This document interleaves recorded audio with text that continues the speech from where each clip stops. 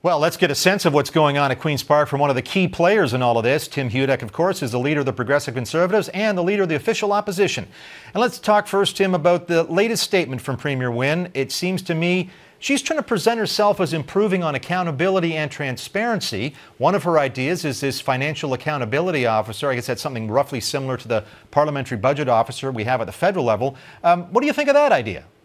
Well, look, I think clearly we've got a government in Ontario under the Liberals and Kathleen Wynne that's crossed line into corruption.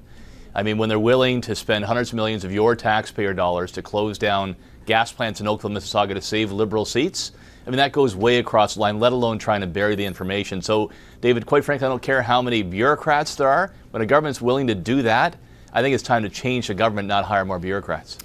Wynne has done some media interviews now in which she has said, sorry, I'm sorry. She's done it repeatedly, saying sorry for the gas plant cancellations and, of course, the millions that decision wasted. Can she say sorry enough to make you forgive and forget? Well, it's not so much me, it's voters, but I think here's how most Ontarians will look at this. I mean, you can judge an apology's sincerity by the actions that are taken. Otherwise, it's just empty words. So I'll ask you back, David. I mean, who has been fired as a result of this gas plant scandal? How many dollars have the Liberal Party paid back to taxpayers that were robbed from them? The answer is none on each and nobody on the job front. So I think it's a phony apology. If they were sincere, somebody would be fired and they paid money back. And perhaps if the Liberals were sincere in their apology, they just go to the voters and ask for forgiveness from them. Yeah, you're right. Let's get back to the big picture. You're absolutely right. I think, look, we got a big problem here in Ontario. There are almost 600,000 of our friends, our neighbors, our relatives who are out of work. They're losing hope in our province. We're deep into debt, and this most recent budget actually sees the deficit go up, not down. And instead of addressing those issues, we've got a government that's interested basically in saving its own skin. And any time that a government is putting its political interests, its party interests, ahead of the interests of taxpayers, it's time to change the government.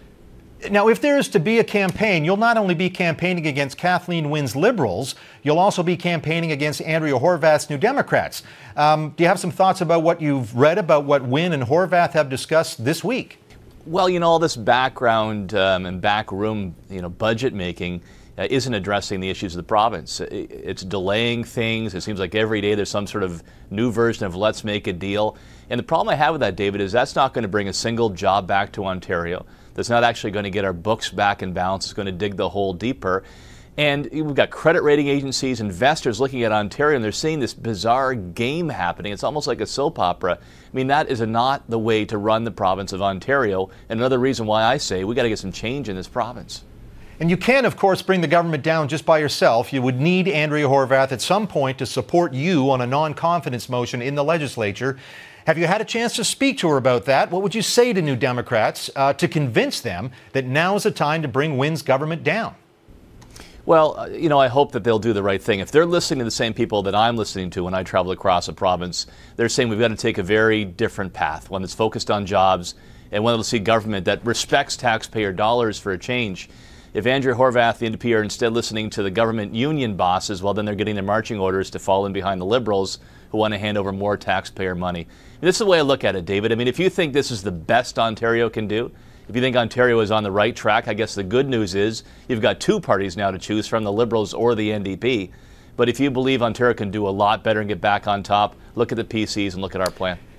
This is also the first chance we've had to chat since the BC election. And, forget about the party stripes out in BC for a minute. But the BC Liberals, like the Ontario Liberals, had been in power a long time. They were looking tired. They had some scandals they had to deal with. And yet, once again, voters went with the incumbent. In fact, as you know, voters in 7 of 8 provincial elections in the last 2 years, including your first as leader here in Ontario, stuck with the incumbent. So I wonder if that is in the back of Horwath's mind, in the back of your mind, that gee, it seems to be difficult to get voters to choose change.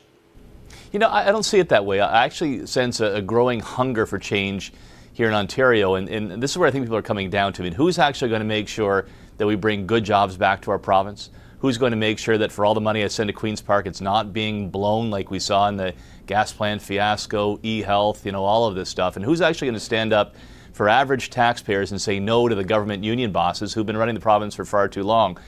Andrea Horwath's on the wrong side of all of those issues. Kathleen Wynne, I mean, it's really hard to tell apart the NDP and the Liberals in Ontario these days. If you want a clear choice, it'll go down a very different path and get us growing again, gets the economy firing on all cylinders, we've got a plan to do that. Lowering taxes, modernizing our labor laws, getting energy rates under control, tearing down all these barriers to job creation. We'll get Ontario's economy going. And my point of view is, let's get moving on that. And finally, I wanted to ask you about the Ontario Lottery and Gaming Corporation, OLG. The chair of OLG, Paul Godfrey, fired yesterday. The entire board quits in solidarity with Godfrey. What do you make of this? Is this a significant development? Well, it looks like a lot of chaos behind the scenes, which is very concerning. I mean, some in Ontario know Paul Godfrey, outside the province, maybe not, but Paul Godfrey is, viewed as a guy of integrity. He's a public servant. He's the kind of guy you send in to fix a problem. And the fact that he was basically carrying out the Liberals' directions and he was tossed, under the bus and the whole board quit as a result, I mean, that tells me behind the scenes in the Premier's office that things are off the rails. It just looks like a lot of chaos and disarray, and that's no way to run the province of Ontario, particularly in the debt and jobs crisis that we face right now. Well, Tim Hudak, thank you for joining us, and have yourself a wonderful Victoria Day weekend. Yeah, thanks, and to all your viewers as well, David. Have a great Victoria Day weekend. Hope it's good weather across the country.